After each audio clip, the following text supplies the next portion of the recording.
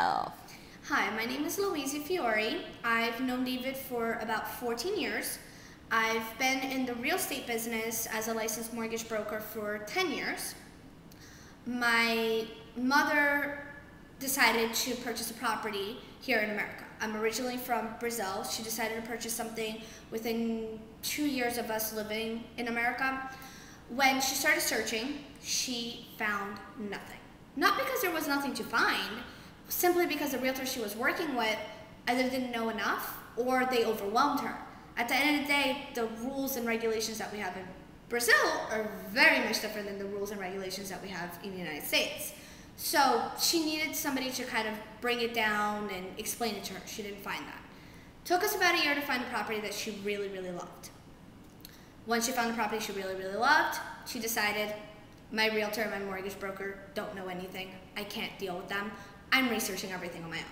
She researched everything on her own, got the closing to happen, very smooth, basically did everything herself.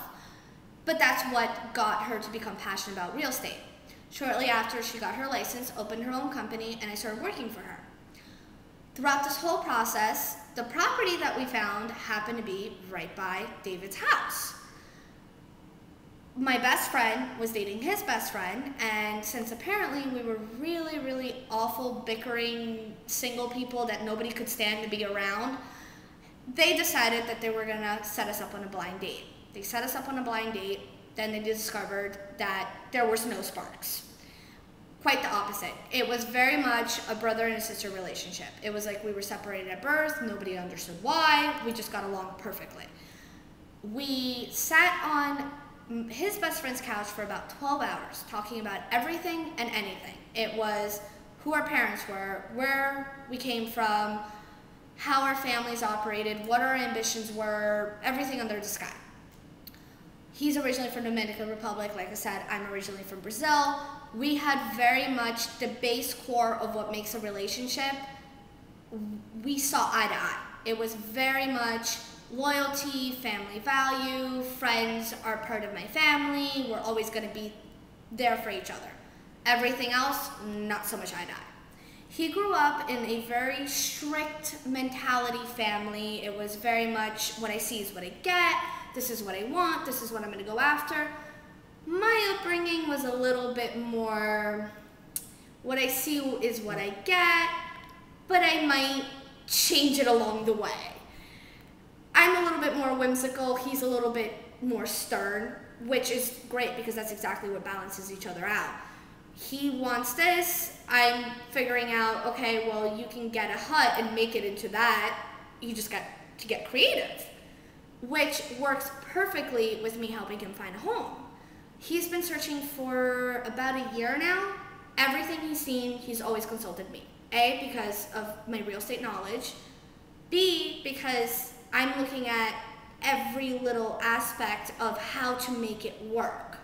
It's not, when you walk into a home, it's not your home yet. It's just a house. You don't know if it's gonna fit. Okay, it has a nice kitchen, it has a nice bathroom, but you don't know if it's gonna become your home unless you can get creative and look at it from a different perspective, which is kind of what I add to David's search for a home. The other thing that I add is very much the questions that most people don't ask. Okay, what are the property taxes? Okay, they're $200 a month. That's really nice, but am I in a school area that's great? Because I'm looking for a single family, which means most likely the next person that buys my house that I'm selling to, that's my target, they're gonna be looking for good schools for their children. The other thing, how well are my neighbors keeping up my house? Because if my neighbor has decided to torch his house and completely destroy it, guess what? It's going to affect my value of my home. What are the maintenance fees? I have an association. Okay, they're $300 a month, but I only have a pool. When I sell it, who's going to want to pay $300 a month for just a pool?